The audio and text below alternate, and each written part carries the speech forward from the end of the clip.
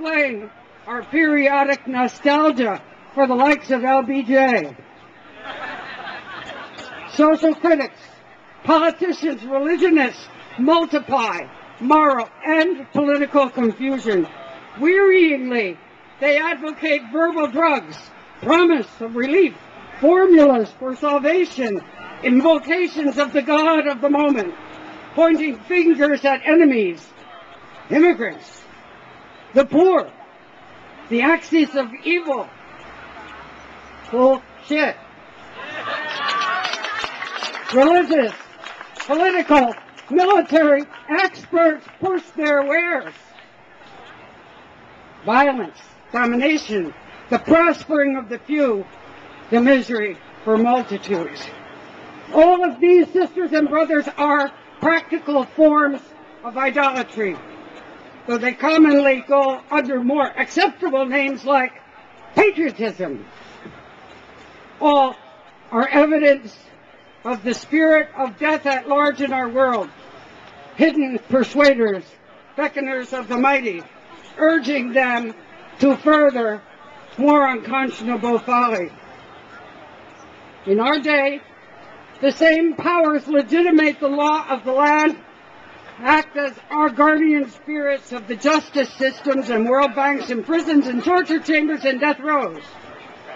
They normalize the excesses of the Pentagon, the military budget, the necessity of constant military intervention. They grease the wheels of the domination system. We have to be about something utterly, utterly different. We have to give the diagnosis of skilled surgeons of the spirit. We have to learn to touch all those places where spirit joins flesh and name them aright.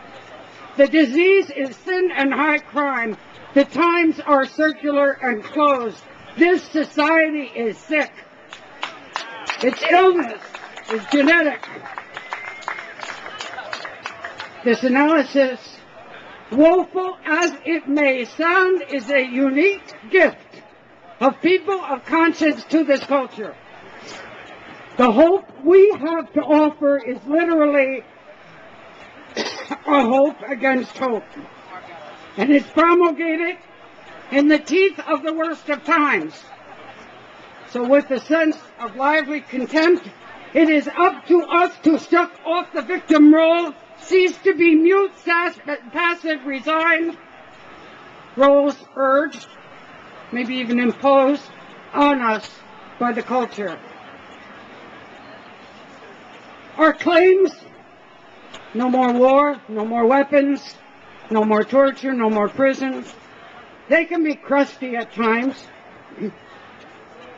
They may even seem morbid.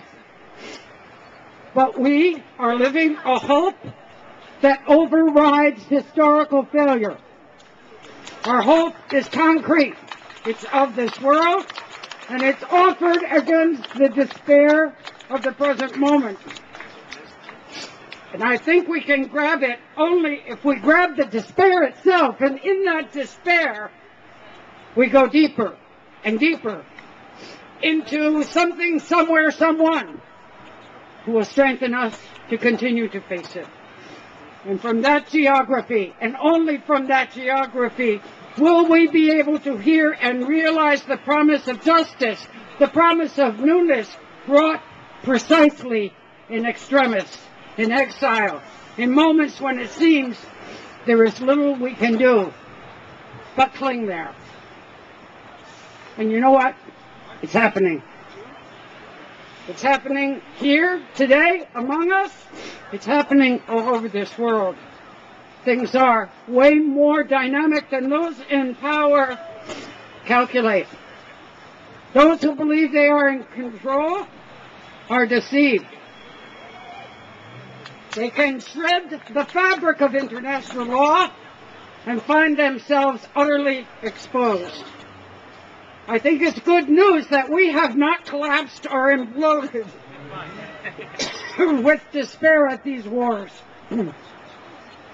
Many of us understand that a deeper resistance is called of us. We are trying and praying and working to be strategic, to be faithful, to be human. And we know that we must keep at it in all those areas and more. The powers of death and destruction reign, or so it seems, but they are undone. So, dear friends, let us not be awed by the mayhem with which the powers of this world will bamboozle us. Let us embrace intransigent resistance. Let us imagine a new world is possible. And then let us live as if that new world were indeed among us, and so live it into being. Abolish all nuclear weapons, all weapons of mass destruction. Abolish war forever and ever. Amen.